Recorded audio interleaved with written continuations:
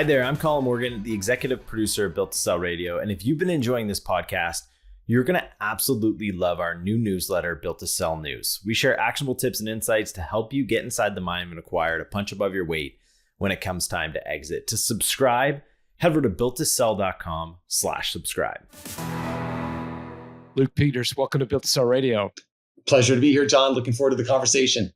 Yeah, me too. So let's go back to the founding story of NewAir. How did you get into the business of selling bar fridges and the like? Sure. So it's a fun story. I'll go way back. I came from a big family, a family of 12. Okay, and we grew up in Southern California, which was unusual in this area, in a suburb basically. And we all had to work, because it's a big family, and we had a family donut shop. And I joke around that, my dad paid me 25 cents an hour. But, the reason I bring it up is because we all learned a work ethic, and we all learned how to just get out there and, whether you liked it or not, you had to work. So I went and, went through school, barely graduated high school. I'm not kidding. And then, somehow made it through college and studied microbiology and got a degree in microbiology and went to work as a hazardous waste scientist. And my little brother, I think he was under 20. Okay. And it took a long time for me to graduate because took too many surfing trips. So I was probably like 24 when I graduated, and he's making all kinds of money. He's selling laptop batteries. This is like in 2000, let's say, and right at the .com bust period. And he's driving a nice sports car, and I'm driving a beat up Toyota truck to work every day. And I'm like, okay, what is he doing? And so literally I just kind of talked to him, saw what he was doing, and was really based on SEO and understanding how to get your website to the top of the rankings. And back in those days, that was easier to do. And I'm like, okay, well, what am I going to sell? Like, I had no idea what to sell. And back at that time on the Yahoo.com homepage at the bottom, it showed the top ranked searches. Okay, so. And in number 3, believe it or not, was the term portable air conditioners. Okay. And I had no idea what but it was probably during the middle of the summer, right? And it was hot. And I still can't believe portable air conditioners was the top 3rd term, but that's what they had down there. And I'm like, okay, what are these things? I better learn to sell them, or maybe that's a good category to go into. And it absolutely was at that time. So we started out selling basically just some HVAC products like portable air conditioners and thermostats, and then eventually got into the refrigerators later on. But at the beginning, I didn't have any sources to buy it from. So, I started the company just burning the midnight oil, still working. I was building the company by night. My wife was answering the phone during the day. Okay. And we had 2 young kids at the time. And it was just rinse and repeat every day. And the first vendor was Granger, which is they're kind of like the Home Depot for the commercial side of the world, right? And we were just calling them up and getting the product at a slight discount from them and selling it online. And that's how the business started. So Granger was the supplier. Granger was the supplier. In fact, Granger was the supplier for like the first 5 years until they're like, wait a minute, why are we selling to these guys? So they got us off the ground. That's hilarious. So you were literally buying the air conditioning units from Granger and reselling them online. Yeah. And we had a couple suppliers. So we had some others that were a little more preferred for air conditioners, but for a lot of the other products that we did, a lot of fans and thermostats and all these other things, it would be Granger. And they had, Granger has their big industrial areas, shops that you can buy. But at the time, they were testing these small little stores they could be closer to the customer. So what we'd do is we'd order it. They would ship it to the small location. I forget what they would call these locations. And we would go pick it up and ship it. And that's so how you're adding literally no value whatsoever. Like you could nowadays, of course, you could go on to Granger.com and buy whatever you wanted from them. But at the time, they didn't have an e-commerce channel. Is that? At the time. So John, at the time, it was an interesting time because there was a lot of like electronics sold online. Even early on, there was a lot. So it was so like if you wanted RAM or you wanted to build a computer, you could get all that easily. It was competitive. But if you were going to sell in any of the household electronics or HVAC, there wasn't really anybody sophisticated online doing it. So it was a nice time to start that kind of business. That's hilarious. Okay, so you didn't brand them with NewAir at the time. You were literally taking the Granger product and Exactly. shipping it. Yeah.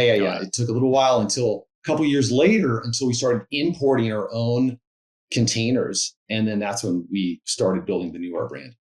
Okay, so at that point, you're buying in bulk and bringing it here. You're storing it in your location, then shipping it out like in a traditional kind of Exactly. retail or e-commerce model. Got it. How did having your own brand impact the business? How did the brand impact the build? Yeah, the brand. Well, so when you have the brand, you have something that you're building towards, right? So it's more long-term value. At the beginning, you're just trying to make cash flow. And then, you're just trying to turn that into something that's investable. And then as you have your brand, you're actually having to figure out new business problems. At the beginning, we were literally out of a garage and didn't have any infrastructure. And then throughout our whole journey, we moved into more than 7 warehouses as we grew, from 1,800 square feet to hundreds of thousands of square feet in multiple locations. So what happens is at that point, you're learning more about your business is getting more complex and sophisticated because you're having to now do supply chain and you're having to build out a warehouse team. And before you didn't have to have those things. But when you have a brand and you're growing that brand, you have a lot more value to the marketplace, right? You have something that is yours that you're building versus just selling somebody else's brand. How did you finance that shift? Because I get the sell it online, go to Granger, buy it. But then once you're actually shipping containers, bringing shipping containers in, now we're talking about a very expensive business model to finance. How did you finance this business? Yeah, we never took on any investor money. And later on, we did work with banks, but early on, we didn't have any bank credit. So this was all just finance with cash flow and negotiating terms, right? So if you're bringing a container from China, you have some terms that you can work with, and generally they're not favorable at the beginning. You might pay a 30% deposit up front and maybe 70% when it lands, and then you can negotiate that. Maybe you can push that 70% back a little bit to give you time to sell the inventory. But up front, yeah, you got to have the value of essentially you need to be able to pay for that container when it lands until you can negotiate more favorable terms. So how did you do that in your case? Because I'm bridging the gap between reselling stuff from Granger. That can't have been super lucrative, and you're juggling cash flow to being able to finance a container. How did you actually finance that? Yeah, so we literally just finance it on cash flow. So now here's the thing: our containers are so these are 40-foot. They call it like a 40-foot high cube, okay? And the container is. The value of that container is dependent, obviously, on what you have in it. So our products are kind of big. And so our first containers, maybe they only cost us I think it was like evaporative cooler was our first one. So that's like sort of like another way to cool in a dry area. And that maybe only cost $30,000. So, if you have a container full of dense electronics, it could be hundreds of thousands. So in our case, the container value was probably, I would say at that time, depending on what you brought in, it was probably, 30 to 70,000 would be your one container. And how we financed it was, believe it or not, we had very low expenses at the beginning.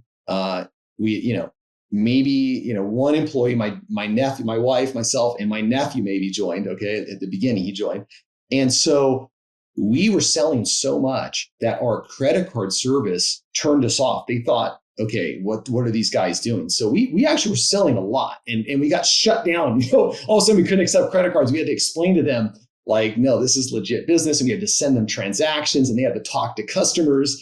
That blows my mind. How did you sell so much? Because this is kind of a generic set of products, right? You can get these products from other. Why are you guys selling so well? Okay, so the main reason was that the competition wasn't very sophisticated. So I really enjoy the marketing part and the challenge of, okay, how do you win, the share of the eye, right? The share of the voice, right? So back in the day, like if you're in electronics, it was competitive, but in our category, we were always up in the top 1 or 2 or 3 rankings for all the searches. And at that time, we were not competing against Home Depot. We were not competing because Walmart and Home Depot were sort of asleep at the wheel at that time. So up until say 2006 and 7, the big box was not a major player. So that kind of gave us a little bit of breathing room to kind of own that until eventually they came to compete. Yeah. So how did that impact the business as these big online retailers created their own e-commerce channel? Like that must have been really disruptive. It was actually. So we started in 2001 and we moved several times. Okay. And by 2008, we were, because that was the time of the big pivot of ours. So we were in maybe like our fourth location. I think we had about 35,000 square feet at that point. We had 35,000 square feet. We only had 2 dock doors. Okay. So, and we're getting, in some days, we might get at that point over 5 containers a day. And so you've got one to move stuff in and then one for like FedEx and UPS. So we were always having trucks, we were doing like traffic control as trucks are out there trying to get in and out. So that was kind of funny. But anyways, at that point, I knew that we have to kind of evaluate a change here because basically, we could compete against anybody else, but now we're competing against Home Depot and they have a huge marketing budget. And where you saw it was in the Google ads. Most of our growth we could do organically. We weren't having to pay for a lot of our growth, but at that time you still had a portion that you're paying for because that's a smart thing to do. And all of a sudden those bids start going way up on like your paid ads. And because Walmart, Home Depot, Target, so all of them joined. So what I did is I actually created another company, and that company at the time was called Luma Comfort. And with Luma, the idea there was, okay, let me go just create about 8 or 10 products here, and this one's going to be a B2B brand. I'm going to go sell it to those big retailers, and let me just learn a little bit about how they do business because I had no idea how they do business. I didn't know what this change would look like. So we sourced products, put together some beautiful designs, and it was under a new company. And we sold those to, I think at the beginning, our first customers were like Home Depot, Best Buy, of course. And then what happened was we were doing sort of the seller side of Amazon, which is, that's the side where you're not dealing with one of their buyers. Okay. It's like, they call it like Seller Central now. And they wanted us to become a vendor retailer because they saw how much we were selling.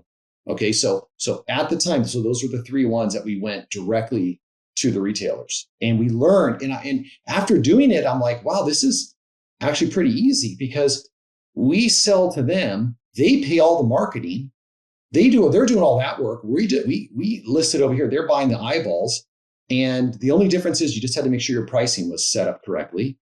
But Luke, okay, so so these companies though, they would have relationships with people in China. If you wanted to, like, if you're Home Depot and you're like, I need 10,000 bar fridges for the fall season or whatever, like, why isn't Home Depot just calling up the manufacturer themselves? Why do they need Luma to be this intermediary? Sure. Do you know what I'm getting at? Yeah. So, okay, well, there's 2 parts to that. So the first part is at the beginning, we were just selling on their online platforms. So we were not in their stores at the beginning here. So they need brands on their online platforms. They don't, even if you go into Home Depot today, people want brands in appliance. Now, if this is a good question because it's really interesting. So business owners have to think about, what category they're in. Let's say you're selling window blinds or something, or, I'm not picking on that category, but there's no brand dominant in that category, right? So in that case, Home Depot can basically not care about brand and they can source their own. Certain categories, brand is very important. And we're fortunate that in appliance, it is important. And we were very good at building a brand. So they wanted brands. A brand brings a higher conversion rate. If a customer lands on that page, they maybe have heard about the brand. Okay, they convert. If it's a brand that just is made up, people are going to drop off the page. So they definitely, even to this day, they still value a strong brand, and that's important to them. But how did you create a brand so quickly? Because your competitors, I mean, like I'm thinking of, I don't know, I mean, Whirlpool or, there are very, very long-standing brands in this space. How did you build one almost overnight? Sure. So, okay. So what we did is we went into the niches that they were not thinking about it that strong. So if I went into full size fridges, okay, then I got to compete with Whirlpool and LG, and they're doing the full size fridges. But if I'm making a cool beer fridge and it's just maybe for your dorm, it's not your main fridge, right? This is like a secondary fridge. Maybe you put it in your apartment or a wine fridge. They were not making those on the portable side. So these are all shippable FedEx, UPS. They're doing the full size, which requires sort of a delivery installation and that kind of thing. So we kind of found the niche that they were not really playing in. And also it's a lower dollar one, right? So for them, they're looking at, $2, $5, $10,000 units. And then over here, we're selling, $200, $400, $600 products. So we're working in a different area code than they were. I find it so fascinating. So like, how big did you get this company before you decided to sell it? Yeah. So, I mean, we basically, our top end year was 80 million. 80 million. Yeah. Before sale. So we just, we had a couple plateaus. So right at that time was a bit of a plateau. I think at that time, this is 2008, maybe I was like 12 million at that time or something like that. And so we had a couple years where we kind of, we didn't grow as much. And that's when I made that pivot. Okay, we were 100% direct to consumer. And then I launched that brand and I'm like, whoa, this is pretty easy. So then I moved my NewAir brand over to that model, right? And basically just moved most of the business over to, what we called B2B, because we're working with the big retailers, and still kept a direct to consumer component, but it's like that overtook and became, eventually it was like probably 90% of the business. Oh, wow. So by the end, it was probably 90-10 B2B. Yeah. And even more, depending how you count on it, like from our direct website, it was probably less than 5% by the end. Wow. Okay. So this really did change 180 degrees from where you started, direct to consumer. Yeah. Yeah. It was a big pivot. If we would have kept doing if we would have relied on 100% direct to consumer, what would have happened is we would have, the marketplaces and the big players, they own the eyeballs. Okay. So we would have, our brand would have been much narrower and we would have been spending way more to get customers, along the way. So it was basically a change we had to make. How did you identify the SKUs that were not as competitive, like at Home Depot or whatever online retailer you were going to pitch? You mentioned beer fridges were much less competitive than, regular size fridges. How did you find beer fridges and all of the different niches that you ultimately discovered? Okay. Yeah. So I really enjoyed the marketing and the research part. And things change, now there's new tools, right? But back then you could use, and I'm using the same tool right now, like SEMrush. So you can use any SEO tool. It's just that now a lot of the searches are on, say, YouTube or TikTok. And back then, of course, almost all of it was on Google. Okay. So you could get all the data off these SEO tools and find out what the search rates were. And then you could use tools like Google Trends to see what was trending. And so what we'd always do is if you wanted a big term, like as an example, okay, air conditioners, 2-word term, that's going to have more traffic than portable air conditioner or room air conditioner, right? This is, common sense. But the big guys were all after air conditioners. Okay, they want to build an air conditioner, like a one that's going to go in your house or a split. But back in the day, they didn't care about portable air conditioners. And so we would just go after, I just call them the tertiary terms. So they were the kind of the second or third order terms that we would go after, instead of refrigerator, it'd be, beer fridge. And it was also pretty fun, right? To make a beer fridge, and people at work, it built up a fun culture. We had we had kegs and beer. It's not like we were drinking all the time at work, but it just builds a fun culture when you're working on those things. Yeah, no, for sure. And would you validate your ideas? So I get Google Trends and SEMrush, like I get that. So you've got a sense of the traffic volume and the trends, and you discover beer fridge as an example is what I know that was an earlier one, but you discover a product. Do you do anything else to validate before you write a check for a container of the product to come in? Like, are you doing any other validation, or is it just Yeah, I mean, Google Trends? no, there's later on you had things like Jungle Scout. You could see actual sales. It actually was better early on when all these tools didn't exist, honestly, because then you could just kind of go, you could find things that go off your gut and just take a risk. I personally, I'm sure there was a little more validation, but for myself, I would just buy it, and I'd be like, I was confident I could find a way to sell it. So I wasn't, product discovery and product, for any business. That's one of the things I notice is like a lot of companies don't have enough product development going on. And I think that actually adds a lot of fun to a company. There's risk, but I mean, you could find ways where you could buy a half container, let's say, or split a container, right? And the factories never want to do it, but you just tell them, okay, well, then I'm not going to order from you. And they know if you're doing business in other categories that, okay, I get it. He just wants to slow roll the initial inventory and then he'll build back up, and they'll work with you on that. And so there's ways where you could kind of minimize your investment. I find it fascinating. Like, you describing this business, it sounds so easy. And I can't imagine it was as easy as you're describing it. I actually have a friend who has a garage full of soap because he started a soap company. You know, Google Trends, looking at the whatever, figured out soap was going to be easy to sell and ship and blah blah blah. Yeah. And he's got a garage full of soap. Yeah. So I know it's not as easy as you're portraying it. Like, as you look back, Mm-hmm. like what were the one or two decisions that you made that were counterintuitive, that were against the grain, that were perhaps as you look back in retrospect, the decider on what made it successful? Okay, yeah, that's a good question. So I would say that, well, one of them was we did do a lot of experimentation and risk. Okay, so just because I don't like to overthink things, I joke around that I'm a little bit naive, and I think it's nice to have that mindset too. And then what you do is you take risks and you put a little pressure on yourself.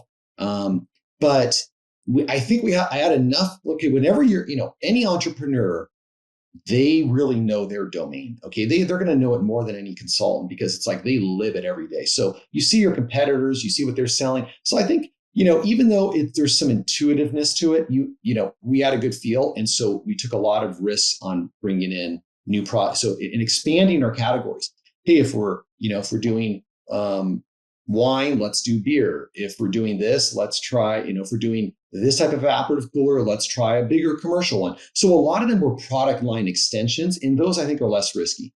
If I just came in out of nowhere and just tried to sell a blow dryer that didn't, like a hair blow dryer or something, it's totally a different category, then maybe I would have ended up with a garage full of blow dryers.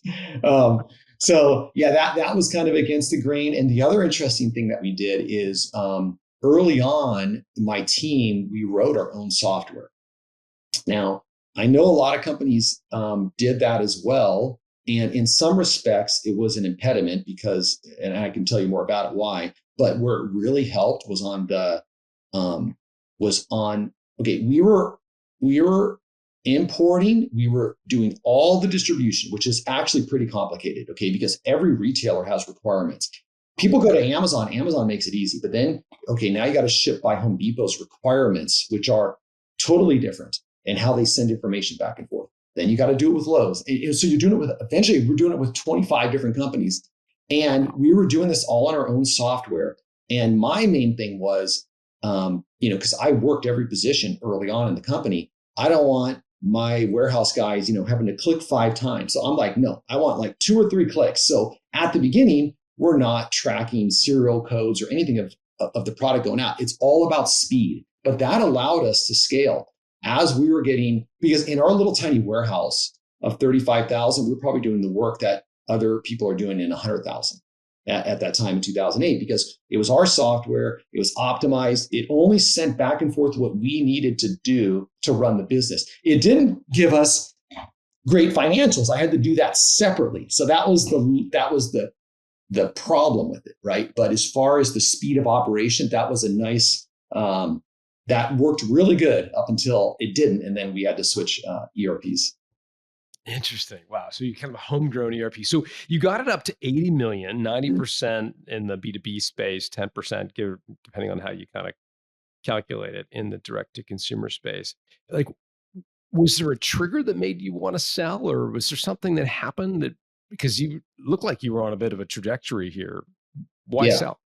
Yeah. Well, okay. There's a couple of reasons. So I had done a pretty good job of investing along the way. So we were fine. And by that time, I still, though, early, let's say 2016, I still had personal guarantees, and I had gone to some conferences and understood, what selling meant. And I think a lot of people don't really think about what it means to sell. They know, okay, they're going to get more money. But what I learned is the following. Okay. When you sell, okay, when you're running a business like mine and you have physical product, and let's say you're making, a lot of, let's just say you make $1 million. You're not putting $1 million in your bank account. Okay. You got to pay taxes on the million. Okay. So there goes 30, 40, 50% of that. And then you probably have an increased inventory. So now you're having to invest in your business. So sure, you can take some money out of the business, but what people don't realize, like, you're not taking a ton at that point. Okay. You're just kind of grinding. But, and I'll just use the same example of 1 million. If you sell, and let's just say it's even just a 5x multiple, but then what you realize is there's things called add backs. So these are different one-time expenditures. So you're not selling on 5 times $1 million. You might be selling on 5 times 1.2 million, something like that, let's just say. Anyways, depending on how you look at it, you could literally pull 15 years of future earnings forward into one day. Okay, give or take, right? You have to do the math on it. So it's a more powerful lever than people actually realize when they don't understand the taxes. And of course, when you sell, your tax at capital gains, so there's a little tax advantage, right? So then I kind of understood that, and I went to a business broker, and he gave me some great advice. Okay, and this was the firm that we ended up using. They're called Intrepid, local firm, incredible firm. So he gave me some good advice, and he said, he was very polite about it. And I'm okay with being very direct. He's like, looks at my company. He's like, well, Luke, I think in order to sell, you got to be above 10% EBITDA. And I go, oh, really? Why is that? Because I'm running my company lean. And he's like, because if you're not in maybe different words, but he basically said, if you're not at 10% EBITDA, you're not showing that your brand is valuable. Okay. Like, what is the market? If you're only doing 5%, let's say, then the marketplace is saying you're really not that valuable of a brand. But if you're doing, say, 10 or 15, then that's what the marketplace is saying about your company and your brand.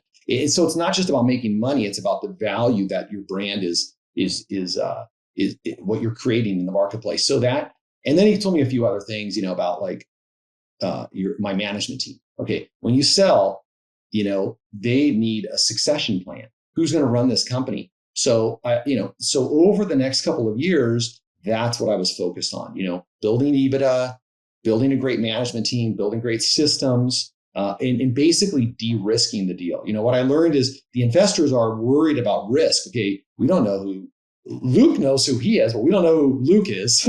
And so they're coming in there like, how could this go wrong? Okay, are there systems? Are there people? Are there audited financials? I didn't have audited financials in 2016. So all of those things I spent the next couple of years building so that we were at a point that a sale would go favorably. So what was your EBITDA margin at that time? So I would say, well, first of all, we didn't have audited financials. So we weren't on GAAP financials. They were good financials. It just wasn't on GAAP, right? Because I didn't have the internal system. So, probably it was like, 5-6% back then. Before I really got my head wrapped around it. And how did you? I'm assuming you got it north of 10 by the time you sold. Yeah, exactly. How did you get it to north of 10?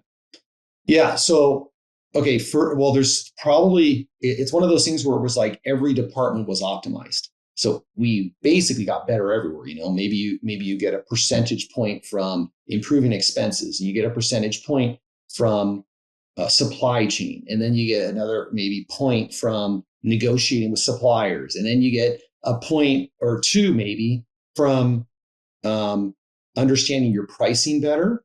And then you get maybe a point from knowing all of your transactions. So bottoms up. Okay, a lot of companies are losing money in certain areas of their business, and they don't have insight into that, right? Because they don't have maybe they don't have a strong financial team. This is where finances is so important. And so they're running a company, and probably 90% of I'm just making this up, but 90% of their business could be 10% EBITDA. And 10% of their business could be 0% EBITDA or negative, and it's driving it down. It's very hard for them to pull that out and make those changes. And is that what you did in your case? Did you guys go through your SKUs, your product line, and exactly say, products need to be scrubbed? And we weren't perfect, by the way. You're not going to eliminate that issue, but now you make it visible. So you're not just blindfolded and just doing it the whole year. You're like, okay, I identify a problem, fix it. Okay, here's another problem, and then you fix it. But you have to have good systems. So we implemented NetSuite ERP, and so once when you have a good system and good people, then you can identify those things.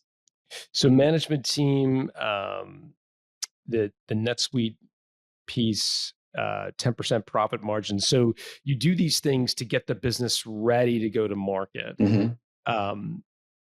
And all of this was triggered by this idea of pulling forward years of profitability. So in one day, kind of instead of working at it for 10 or 15 years. Got it. Okay. So what next? Was there something that made you go, yeah, now we're ready? Was there sort of a trigger because this seems to be something you could continue to try to optimize and improve your business doing these things forever? What changed? Definitely. Well, okay. So there's actually a multi-part to that. But because by that time we had new banking relationships, we had better banking relationships. I had gotten out of my personal guarantee, because we were now on a what's called an asset-based line of credit. So there's a lot of positive things. But at the same time, you're running a company for 20 years. I enjoy the building part. I actually have found that out because now after I've sold a couple years later, I'm doing some things now. So I kind of enjoy that stage. And then as you get, north of 50 or say 100 employees, you're sort of less in the creative phase and you're more in the, it's still fun, but it's a different type of a business. Okay. We're in California and there's always new rules and I really don't like a lot of rules. So I'm starting to pick up that theme. Yeah, exactly. So I still enjoyed it. And yes, definitely I didn't have to sell and we were fine financially, but there was also, I kind of knew okay, it's okay to kind of get a win here and then reevaluate and see what else I want to do. Got it. And so what did you do next? Did you mentioned you hired that broker that you talked to back in 2016? Yeah. So what I ended up doing was, and at this point we had a great management team and we had created some incentives for maybe just the senior part of the team on what would happen if there was an exit. So I had I couldn't have done this myself. Okay. I had this team that I had built, they were incredible, way better than me in their areas of focus. Right. So they were incentivized also to get to the exit. And then the decision to go to market, what we did is we interviewed several bankers. Okay. Now I did this with the help through this process. I had different advisors. These are just random connections. One of them was a sales friend, and it ended up being a great friend, but a sales consultant. Another one did more of business operations and strategy. And then a final advisor, when I was going to go into the process, I hired this advisor off a recommendation of one of our senior guys. And he specifically was in the sell side and he just represents people on the sell side. So it's almost like having a business banker, but he helps you hire the business banker. This was really valuable because instead of just going to any business banker, he helped me in the process of interviewing 3 different business bankers with my team. Then we interviewed 3 different attorneys, and an attorney is almost as important as your business banker when you're doing a deal like this. Because when you refer to a business banker, you're referring to an M&A professional as opposed to a commercial lender. Exactly. Correct? Exactly. Okay. Yeah. Got it. And so this individual helped you vet these different firms, and you hired a firm, it sounds like. Yeah. Yeah. Went through the process, hired a firm, and then that firm took us to market. We had always received offers, by the way, John. So we were always receiving offers. But what you learn is you go to market, you want to create an auction process. Got it. And so how wide did they go? Like do you know how many companies they went to?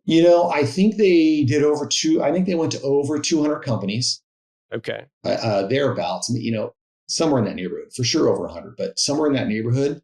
And then I think we got 11 or so that were interested enough to send. I think what they do is they send sort of an initial offer that has a range. We'll pay between this and this.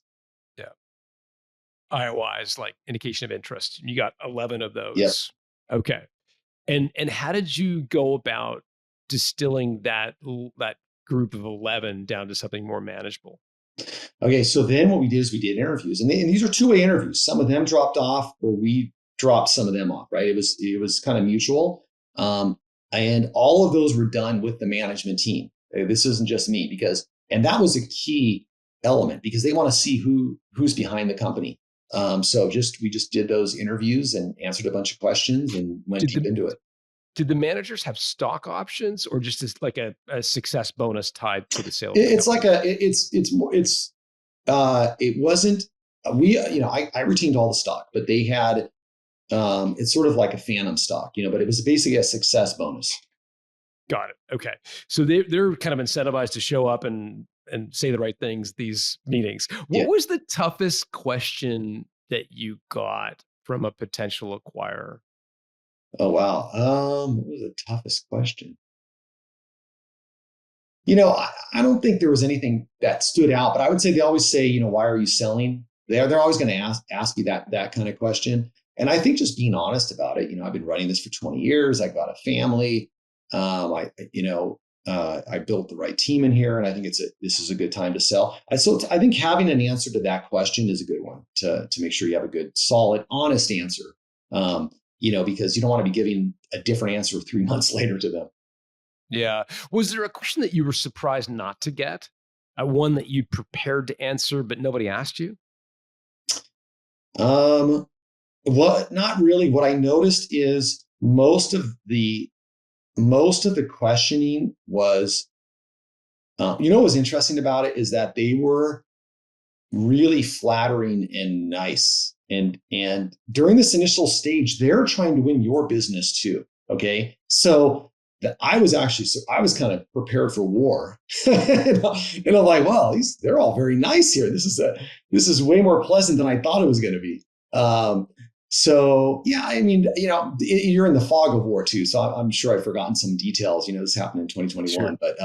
But that was my overall theme that I recall. Yeah, for sure. And of the 11, what was the breakdown between strategic acquirers who are in the HVAC kind of category versus private equity? Yeah, you know what? I'm not sure if there were more. There was for sure one strategic that went a little further along. It didn't end up happening, obviously, but it was a public company, so that was an interesting one. The rest, mostly, I think they all were PE, but there was a couple family offices in there too. And then there was a couple of I forget what these are called. They're called like non-funded firms. So it's sort of like they don't have backing yet. And this is something for I forget what the industry name is, but you have to be careful because they can promise you the world and they may not get funding for the deal. Yeah, search funds, I think is the word. Yeah, I think that might be it.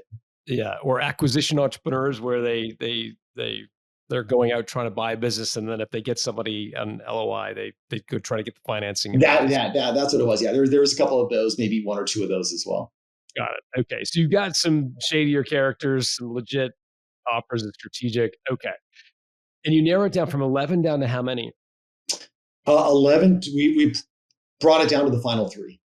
Actually, you know what? Now that I think about it, there were 2 strategics actually. Yeah. So then we brought it from, or actually 3. No, yeah, there were 3. So there were 3 strategics. One of them was in the final 3. Okay. And what next? So then they made visits at that point. They came out, they visit us.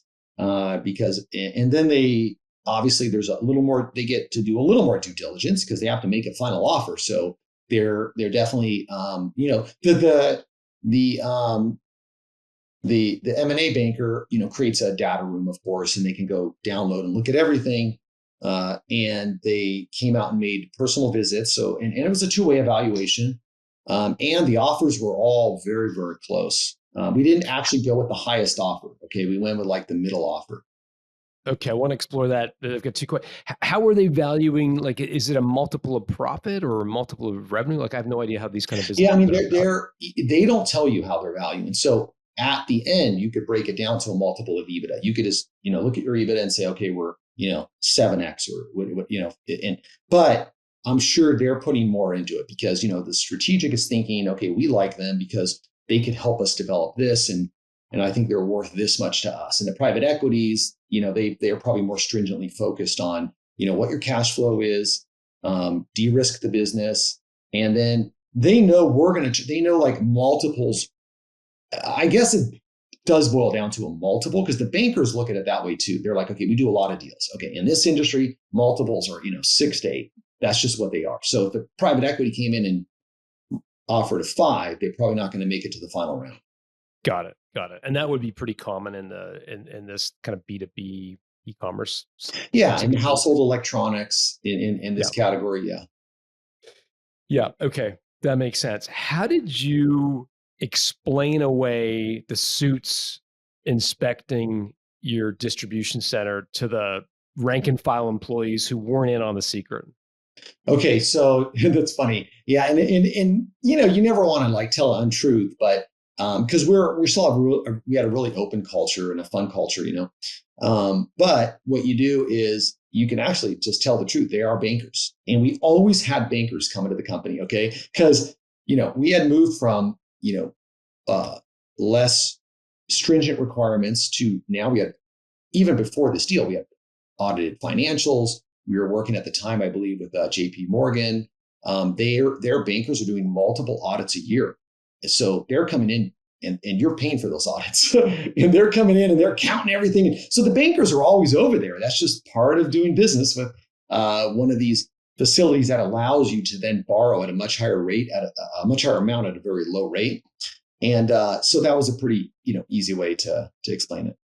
What made you decide to pick the second highest offer? That's unusual. Okay, so we could have picked any 3 of them because they were all right there. And they were all great offers. And actually, everybody would have been great to work with. These are all like top-notch people. But what I did is I called references on the second offer. Like what? So at that time, your goal is you want to close. Like, and same with them. They would do a deal. You don't want to get into a deal and then find out, okay, they're not going to close. So you're kind of gauging like, okay, I want to make sure they're serious. Like they're not going to play games.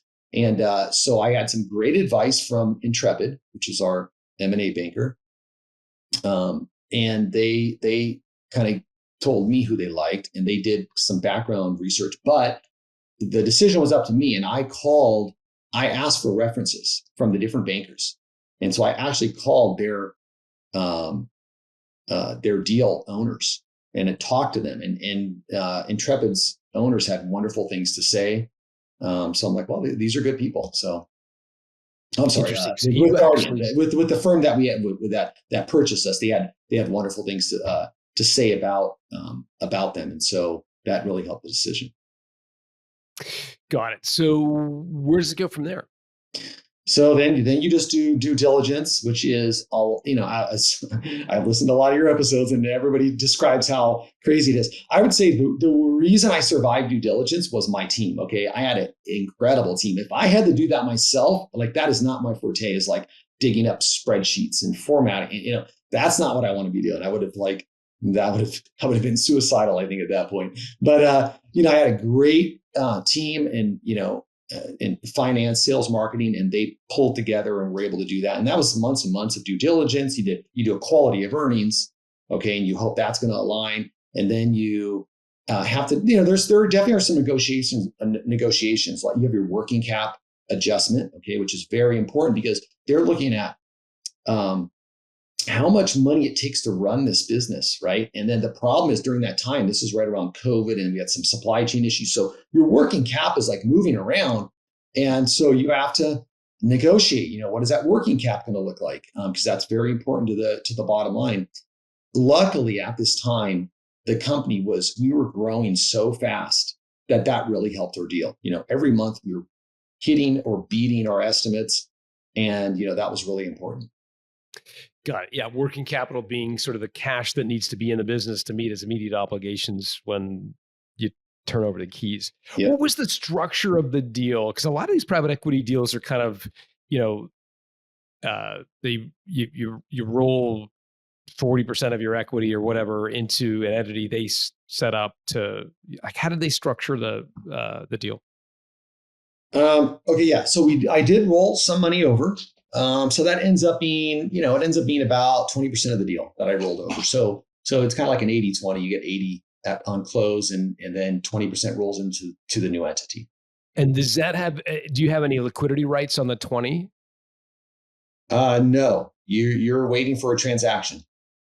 And that's where you are today? That's correct. Yeah, that's where we are today. So okay. I ran it for a little bit after, but then eventually handed it off. And luckily, I had a great team. So I was able to promote somebody from within that they really liked. The acquirer really, really liked them. And so, that's how we have the current CEO right now. What was that like to hand over the reins of this thing that you started with your wife in your spare bedroom? Yeah, it was. It was okay. So for me, believe it or not, it wasn't. It definitely sentimental. I got like a cool trophy and stuff that my banker brought out, and it was. And I really care about the people, and I miss that part of it. But at the same time, I was okay with it. One of the things, John, that I'm lucky is I have a lot of hobbies, so I wasn't going to be bored. I wasn't just. It wasn't just the business and that's all I had in life. So I had a family and hobbies and stuff like that. And so it wasn't particularly hard. Yeah. Yeah. And it strikes me that, forgive me if this is going to sound pejorative, it's not intended that way, but you were never in love with the refrigeration business. It's not like you went to like HVAC college and you've always loved fridges. You were opportunistic. You were like, okay, what can we sell? What can we move? And like, it wasn't like you had some personal affinity for fridges. Like, yeah, no, that's actually a nice pickup right there. That's a good observation. I love solving problems. Okay. I love like a challenge. Okay. How can I do this? Or how should I set up the warehouse? Or, oh my gosh, we got to do repairs. Let's figure out how we can repair the returned units. Solving all of those problems was a lot of fun. But you're right. I didn't have it wasn't like on the weekend I'm reading, air conditioning magazine or something. Are you up for a quick lightning round before I let you go? A couple of questions that just require a short answer. Awesome. Sure. Slimiest trick an acquirer tried to play on you in the process of buying your business, attempting to buy your business. You talked to a lot of people, 200 people on the long list, 11 IOIs. You must have had a few shady characters in the mix. Nobody that stood out. A lot of them were really great people. I would just say understanding the one acquirer who they didn't have funding. So they're bidding on you. They don't have funding. So you got to be careful there. Yeah. Yeah. Really, really good advice. What's the source of do you have financing secured? Do you have money to make this offer? Because the last thing you want to do is get locked into a deal. You lose your negotiating leverage to find out that they actually haven't got the money. Exactly. Lined up. Really good advice. Emotional high and low through the process. Was there a peak or a valley for you as you went through the sale process? Oh yeah. Yeah. There was a point I was going to pull out because we were doing so good. I'm like, oh my gosh, is this the right time for the right deal? We're going to be double next year. So there, but I had advisors and they said, Luke, do the deal. This is a good deal. Do it. And I got a little maybe big in the head where I'm like, no, I could do better. But they're like, no, do the deal. And I got to tell you, I thank them, every time I see them for that advice. Why? Because on some level, you could have been 2x bigger. Like, what is it that makes you grateful for that advice?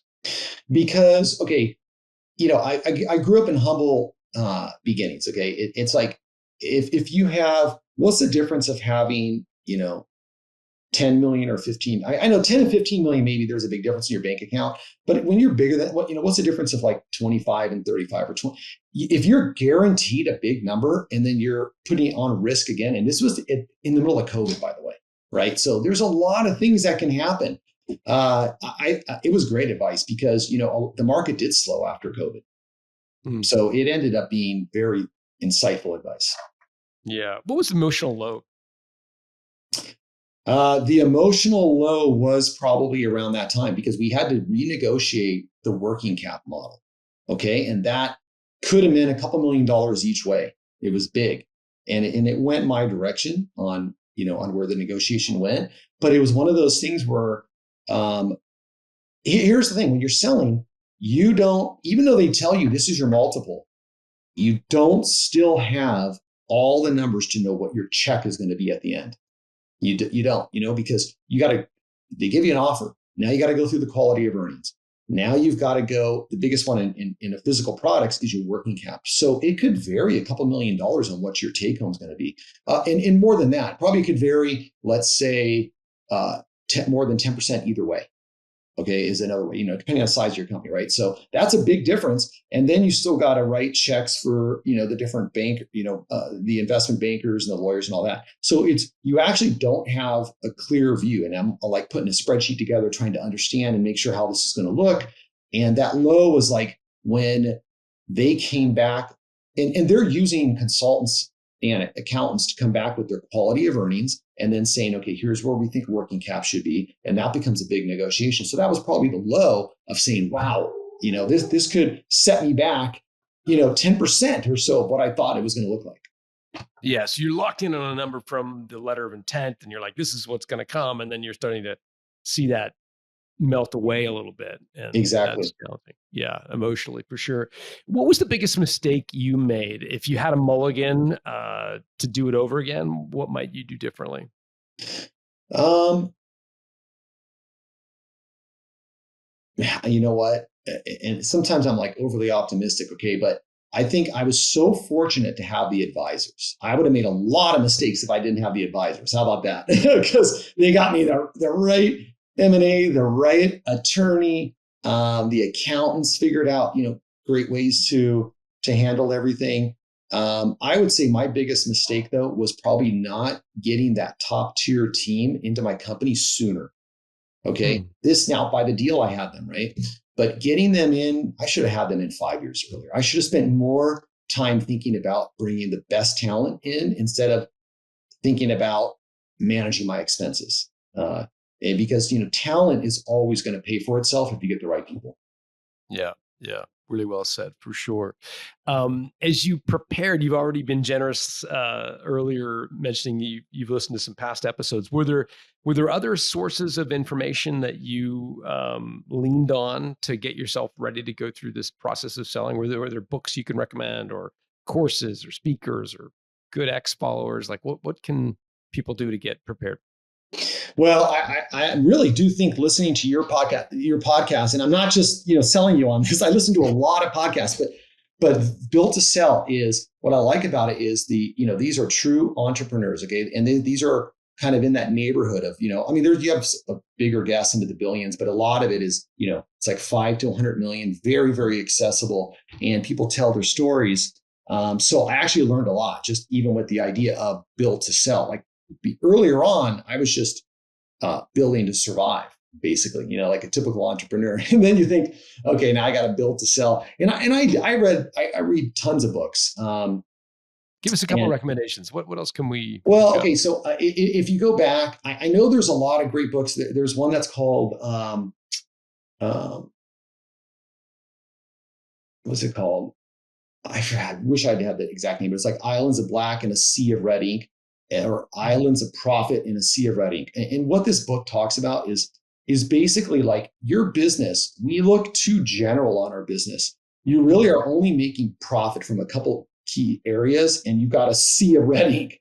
And you really have to go bottoms up in customer by SKU level and really understand where business is making money, where it's not making money, and cut out the fat. And what you learn is like, if you were to lose your business that was what an investor would do. They would come in and take your $10 million business and they would cut all the stuff out of it and they would turn it into a $5 million profitable business. So you don't have to lose your business. You could, like, if you're in that problem, you could do it yourself. So that was a great book. And then I go back to Blue Ocean Strategy. Is that the one you're referring to? What's Blue that? Ocean? Was it called Blue? No, Ocean? no. This is different than Blue Ocean. I read Blue Ocean. That's a good one too. This one is about islands of profit in a sea of red ink. Okay. And it's a very specific book on forensic accounting, basically. Even Fortune 500 companies have this problem. Okay, this is like a very hard problem to solve, but if you can get your arms wrapped around it. And then the others just go back to having your mindset. Like, I mean, even Napoleon Hill books, for example, Think and Grow Rich. I mean, right. I really like that because a lot of people will call it kind of, foo-foo and positive thinking. But in the book, he says, you are what you think. Okay. And ideas are things. I remember that part because it's so important. They're actually things you're putting into. It's like, you take vitamins. Okay. But if you're putting bad ideas into your mind, you're going to have some problems as well. And well said. Yeah. And it's like, they are things, they actually affect you. But in the book, he's very specific and he says, you need to do all, the positive mindset, all that. But then he says you have to then implement it with a burning desire on a daily basis. So that's where I think people miss it. I think people just kind of come in with, okay, I'm going to think good things and good things are going to happen to me. But no, you've got to then have a burning desire and kind of fulfill that mission. Yeah, very well said. Is there a trophy you bought yourself to commemorate the win? Okay, I didn't, let's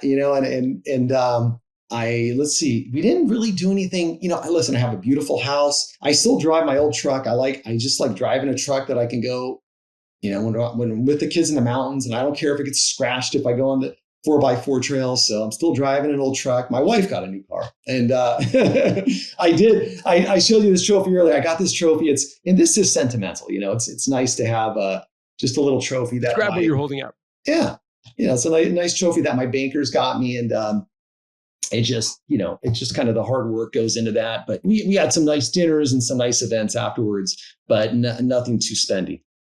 Yeah, well, that's great. And the trophy itself, for folks who are not watching on YouTube, is a beautiful sort of commemoration of the event provided by the bankers. So That's great. That's a great win. Well, I appreciate you sharing the story with us, and congrats again on the deal. Tell us where people can find you. What are you up to now? And is there like a good social media channel people can find you on, or what's the best way for folks to learn more about what's going on now? Sure. Yeah. And thanks again, John, for having me. I'm not kidding you. I listened, I think I told you pre-show, like from 2001 and earlier when I was, running the business. I think I listened to all of your episodes. So really have enjoyed it and listened to you from afar. People can find me obviously on LinkedIn at Luke Peters. And I'm starting a YouTube channel, Strategy by Luke. You check out my YouTube talks, and then website, new business venture of mine where I'm helping other CEOs get to the exit, doing some strategic advisory at apexceo.co. Awesome. And we'll put all of those coordinates and links in the show notes at builttosell.com. Luke Peters, it's great to have you. Thanks for doing it. You're welcome. Appreciate it. Thank you.